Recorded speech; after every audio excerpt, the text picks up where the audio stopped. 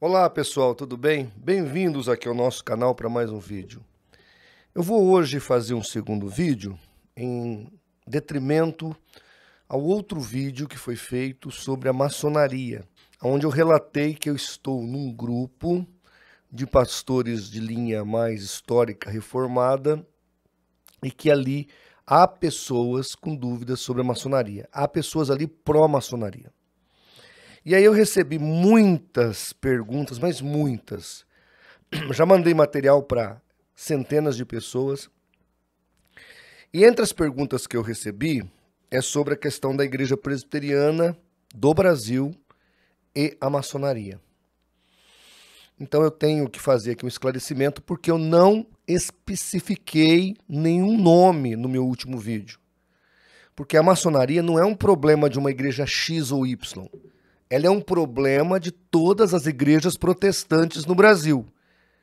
Agora, recentemente, mandaram para mim um vídeo de um padre discursando numa loja maçônica, ele falando, eu me considero um maçom. Então a maçonaria não é um problema nem só do protestantismo, está no catolicismo. Se você estudar a formação do Estado italiano, né, Anita Garibaldi, Giuseppe Garibaldi, que eram envolvidos com a maçonaria, que formaram o Estado italiano, está lá a maçonaria. Nas grandes máfias da Itália, está lá a maçonaria. Tem documentários aí norte-americanos espetaculares falando disso. Então a maçonaria não é um problema de uma ou outra religião. Tanto que lá no Oriente tem lojas maçônicas que o indivíduo faz o juramento em cima do Alcorão. Na Ásia tem loja maçônica que o cara faz o juramento em cima dos Vedas, dos Triptakas. Então, está em todas as religiões mundiais, porque a maçonaria ela é paralela a uma religião. Ela é uma erva daninha. Então, não é problema de uma ou outra instituição.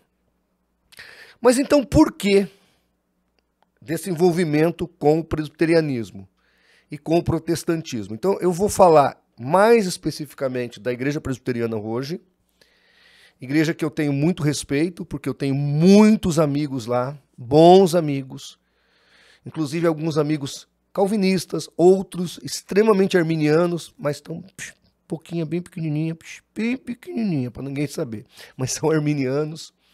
Então, assim, uma igreja que tem uma estrutura fantástica, bem organizada, bem estruturada, o presbitério e tal. Mas eu preciso mostrar algumas coisas, já que eu fui questionado. Eu não tenho problema de falar.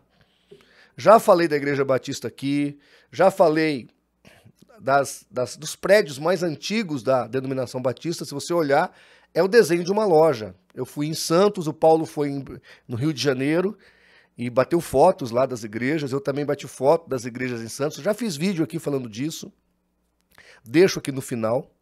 Mas hoje eu vou falar especificamente da Igreja Presbiteriana, tá? Porque eu tenho aqui documentos, eu até já escrevi um artigo em 2010 sobre esse assunto, porque houve uma decisão em 2006, e em 2010 eu entrei em contato com um mestre maçom, que me deu bastante trabalho, foi então que eu escrevi este artigo. Está lá publicado no site do CACP já desde 2010, só para você saber.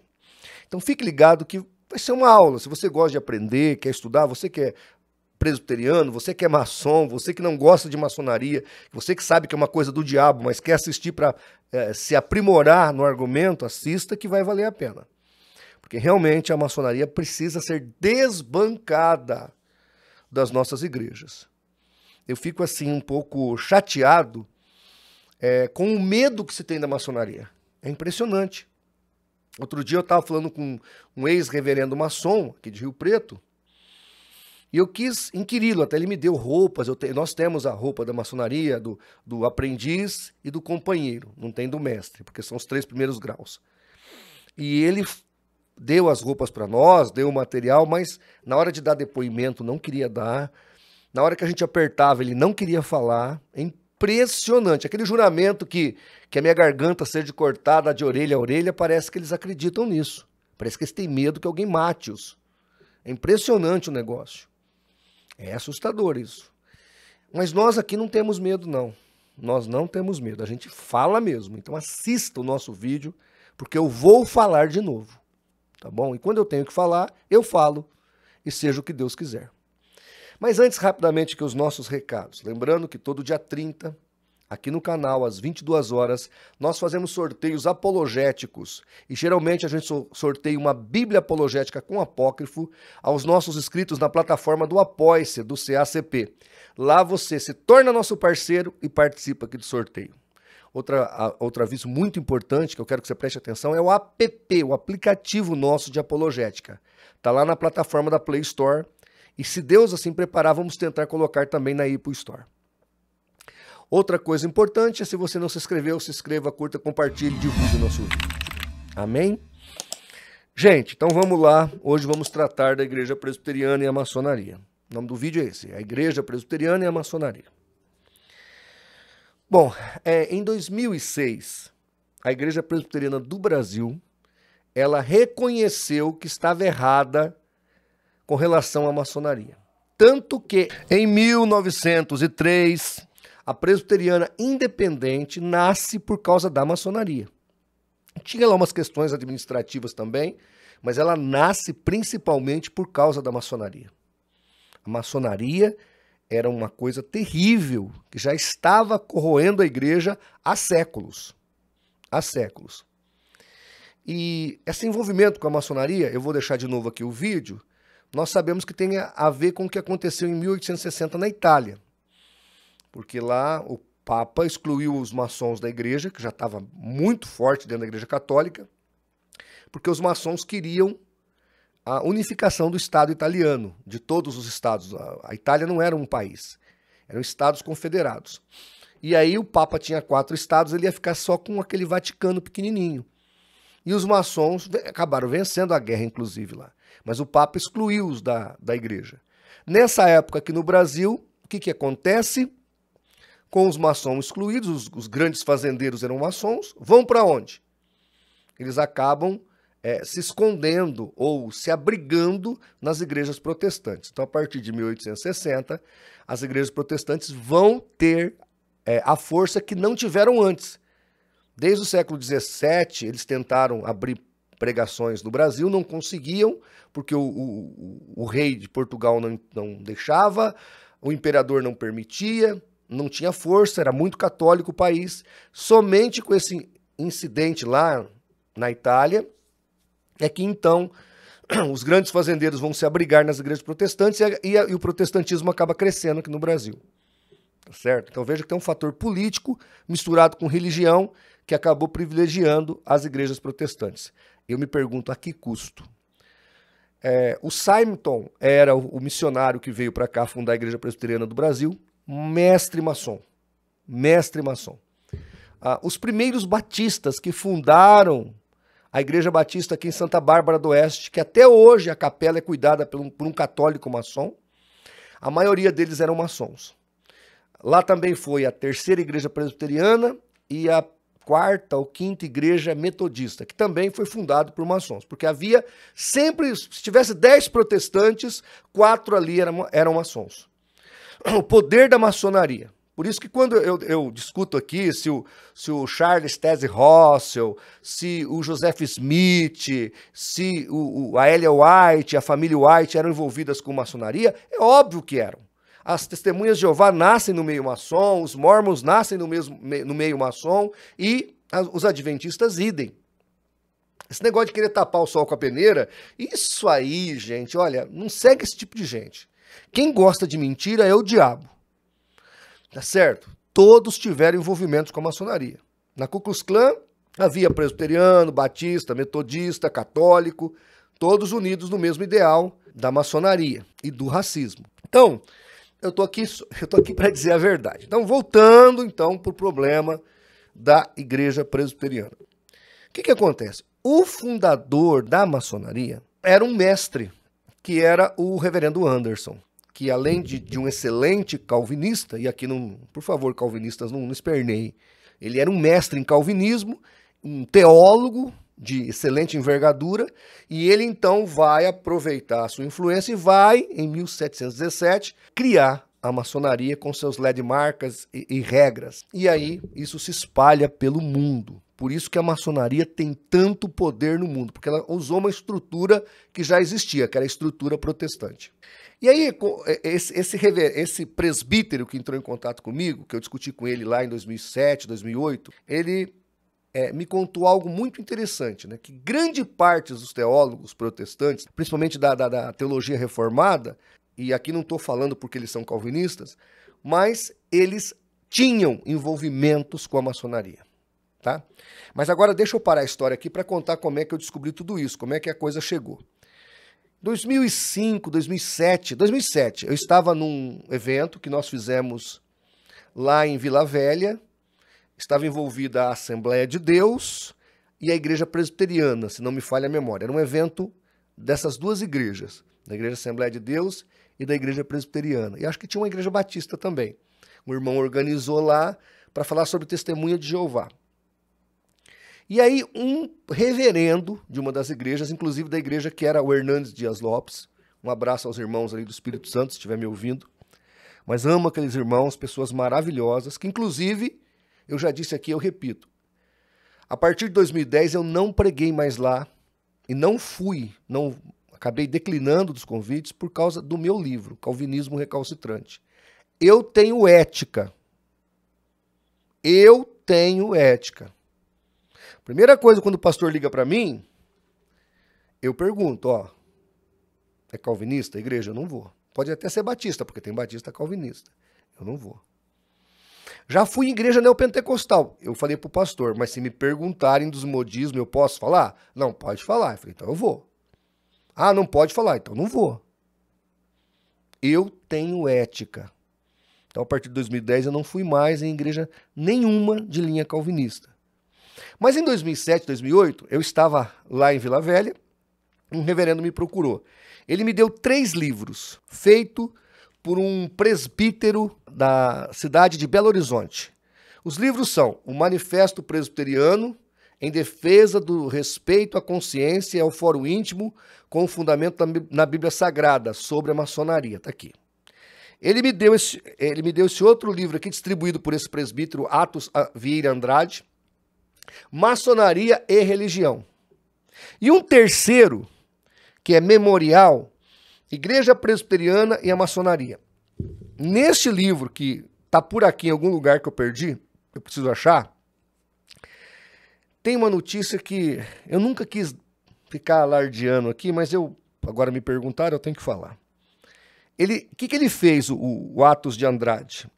Ele relacionou os teólogos reformados maçons. A maioria deles, segundo Atos Vieira de Andrade, que morreu em 2010. Segundo Atos Vieira Andrade, todos eles maçons. Mestres, não é só maçom, mestres maçons. Isso é assustador. Outra informação que está nesse livreto, Memorial, segundo o Atos Vieira de Andrade, que os nossos hinos, do cantor cristão, da harpa, do inário, seja da igreja presbiteriana, da igreja batista, da igreja metodista, da igreja Assembleia de Deus ou da igreja Congregação, que são cópias, os autores eram envolvidos com a maçonaria, 70% de maçons. Então, assim, olha o imbróglio que nós temos aí, o envolvimento dos tentáculos desta ordem poderosíssima chamada maçonaria. Maçonaria. E aí o reverendo me deu isso aqui, quando eu abri aqui, tem o e-mail dele e o contato dele. Então o que eu fiz? Imediatamente eu peguei o meu livro, deixa eu ver se está aqui a carta, está aqui a carta, ó. Está aqui a carta, ó. Essa carta aqui, eu estou pondo aí do meu lado para você ver, está desse lado aqui. Só para você ver, ó. Atos Vieira de Andrade, Belo Horizonte, tá aí até o endereço dele aí, ó. Eu vou obliquar o endereço, senão dá rolo, né? Não vou colocar o endereço. Mas ele manda assim, prezado irmão reverendo fulano de tal. Para seu exame, tenho o prazer de enviar-lhe um exemplar do memorial que redigi, contendo o levantamento histórico das decisões aprovadas pelo Supremo Concílio sobre a questão maçônica na Igreja Presbiteriana do Brasil. Junto vai também um exemplar do Manifesto Presbiteriano, documento redigido por pastores, presbíteros e membros da igreja. Então, esse documento aqui, que eu tenho o PDF, quem quiser eu mando, isso aqui foi feito pela liderança da Igreja Presbiteriana do Brasil, segundo Atos Vieira de Andrade. Que esse cara foi deputado federal e presbítero da igreja, muito influente dentro do presbiterianismo. Ele continua. Até esta data, este manifesto recebeu a assinatura e o apoio espontâneo de 698 presbíteros, sendo 48 de pastores e 650 de membros em plena comunhão nas suas respectivas igrejas, ressaltando que a maior parte deles é composta de presbíteros ou de presbiterianos não maçons. Então veja que ele tinha já quase 1000 assinaturas e a maioria eram de presbiterianos não maçons, mas que apoiavam a maçonaria dentro da igreja. Entre os pastores que o assinaram, posso citar aqui os nomes dos reverendos Valdir Carvalho Luz, Odair Olivetti, Edésio Chequer e Guilherme Cunha. Se o prezado irmão ou irmã estiver de acordo com os termos deste manifesto, queira, por favor, assinar uma autorização para que o seu nome seja incluído na relação daqueles que já assinaram. Ao dar a sua autorização, o irmão ou irmã deverá assinar a folha que acompanha este manifesto, colocando o seu nome e endereço na primeira coluna. A assinatura deverá ser colocada na segunda coluna em o nome da igreja, na terceira coluna. Este manifesto poderá ser assinado por homens e mulheres maçons e não maçons, inclusive jovens, desde que sejam membros em plena comunhão na sua igreja. Você poderá tirar cópias xerográficas deste manifesto para serem entregues a todos quantos desejarem assiná-los. A folha de assinatura deverá ser enviada com urgência ao presbítero Atos Vieira de Andrade, no endereço acima indicado. Fraternalmente em Cristo, Atos Vieira de Andrade. Ele vai dizer aqui que ele é da Igreja Presbiteriana do Brasil. Então, gente, esse documento chegou na minha mão. Quando esse documento chegou para mim, junto com os livretos dos meus amigos reverendos, tem muitos, só para uma nota aqui, eu tenho muitos amigos reverendos, muitos. Reverendos que são anti-maçons, reverendos que detestam essa politicagem da igreja. Alguns dos meus amigos reverendos são arminianos de boquinha pequena, outros que não se declararam nem calvinista, nem maçom, mas não gostam de nenhuma das duas vertentes dentro da igreja. Então estou só dizendo aqui os fatos, tá? Não posso generalizar, porque eu seria um ser estúpido na minha colocação se eu assim fizesse. E aí eu liguei para esse camarada. E na minha ligação eu fiquei quase 4 horas com ele na linha. Eu lembro que eu paguei uma fortuna de telefone, porque era telefone de linha mesmo. E eu disse para ele no debate que eu tive com ele, tá aqui no site do CSP, estou colocando aí o link. Ó. Nesse link aí tem o debate, as perguntas que eu fiz, que ele respondeu, e que eu dei a réplica. E eu disse para ele que ele ia para o inferno, se ele não se arrependesse dos seus pecados. Ele morreu em 2010. Falei com ele em 2008, ele morreu em 2010. Deve estar no inferno, porque ele não se arrependeu. Pelo menos segundo as informações que eu tive. Então o que acontece? Esse camarada não se arrependeu. Aí, depois de toda essa celeuma, esse mal que ele fez para a igreja, porque a igreja responde em 2006. Lembra que eu contei a história da Presbiteriana Independente? Houve separação em 1906. Demorou 100 anos para a Igreja Presbiteriana do Brasil reconhecer o seu erro. Aí, em 2006, já eu vou ler a resolução. Então esse homem fez isso aqui, fez um estardalhaço dentro da igreja. Inclusive desses reverendos famosos aí, que eu não vou citar o nome, mas desses famosos que falam muito contra a maçonaria na televisão, no rádio, no YouTube, segundo ele, o pai deste reverendo, mais famoso que fala sobre maçonaria da igreja presbiteriana, era mestre maçom, morreu mestre maçom. Por respeito, não vou citar o nome. Mesmo porque também, vai que ele esteja mentindo. Eu duvido muito, porque ele dava muito a cara a tapa, ele era muito franco esse homem aqui. Isso eu não posso acusá-lo que não, de contrário. Mas aí ele morreu em 2010, depois de tudo esse estardalhaço que ele fez dentro da igreja, olha aí, no site da Ultimato. Atos Vieira de Andrade recebe homenagem da igreja da zona da Mata Norte, lá em Belo Horizonte. Então ele foi homenageado pela Igreja Presbiteriana quando ele falece. Ele morre, ele era o líder da Loja Azul lá em BH, se não me falha a memória, o grão-mestre. Ele morre e ainda é condecorado pela igreja, porque não sei se vocês sabem, a Igreja Presbiteriana faz aquele culto fúnebre também. A Igreja Católica faz missa de um dia, missa de 7º dia, e a Igreja Presbiteriana também faz culto depois do 7º dia, em homenagem ao irmão que faleceu. Tá? Então o que acontece? Eles fizeram um culto desse, até foi noticiado pela mídia, no caso aqui pela Ultimato, e esse cara foi homenageado. Olha, para os irmãos entenderem o absurdo. No documento que está lá no site do CACP, eu coloquei a réplica, olha o que é dito na decisão do Supremo Concílio em 2006.